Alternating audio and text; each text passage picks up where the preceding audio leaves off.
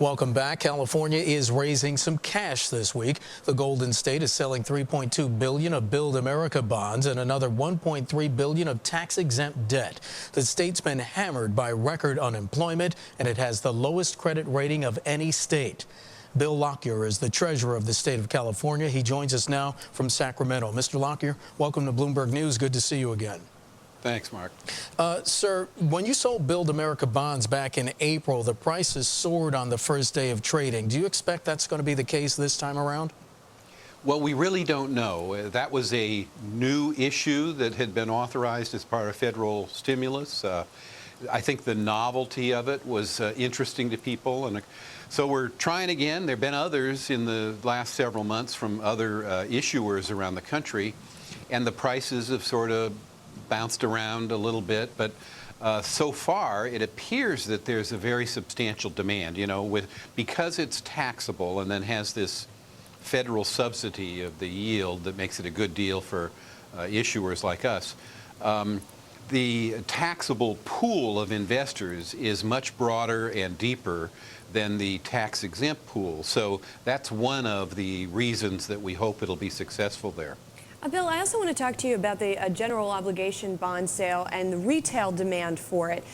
This time around, you learned yesterday about 27% of the demand coming from retail investors. Last time it was closer to 61%. So why do you think that the demand looks like it's waning, at least from these retail investors? Well, I don't know. It may well be that in the retail markets, for example, we were just recently out a couple of weeks ago for almost $9 billion in short-term notes that actually were a less protected credit than this particular GO issue.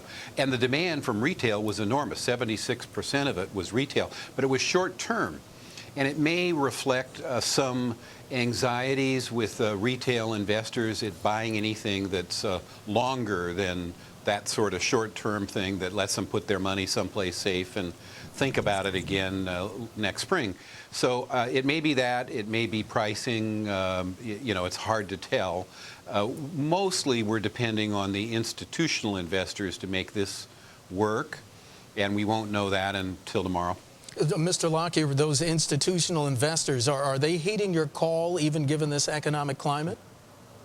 Well, there certainly has been a lot of expression of interest. Now, we kind of always go through the arm wrestling with them about what the price ought to be and what they get in terms of yield, and it's always a little bit of a difficult call to catch it right. But so far, at least, there's been expressions of interest that should get us where we want to go with this one. Well, as we've been reporting on Bloomberg, California raising the yields that it's telling investors that they may get after buying part of that $4.5 billion bond offering. Is that going to be a weaker response than at the debt sale about 2 weeks ago? Well, it's just hard to tell, Mark. We check the market, every day to see how things are going and try to time these and manage our debt issues and debt burdens and the needs for schools and highways and other things that we pay for with these bonds. So it's kind of a complicated matrix, and we're just going to try to catch it right and get the right price that'll get us the funds that Californians need.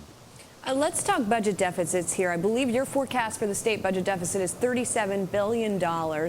Obviously, we've got a difference in terms of party between you and the governor. So how do you come together, figure out exactly how to close it? Well, the governor and I, of course, agree about these estimates. That is a 3-year number. Now, we had a 2-year, almost $60 billion deficit that had to get closed. It was very hard, and that's $60 billion out of a budget that's about $95 billion, although it's been shrunk. So it's a $30 billion or so a year. That's a lot to cut, about a third or so. And so now we're looking at $37, $38 billion over this and the next 2 fiscal years. Right. That's not as daunting as the original numbers, but You know, it's very hard. They've made substantial cuts in every program area. And California is one of the 3 states that requires a 2/3 vote in order to adopt a state budget, along with Rhode Island and Arkansas and us. That always means we have a summer problem trying to get the 2/3 together. But they do. It's difficult. It's not pleasant for the 3/4 of the local agencies.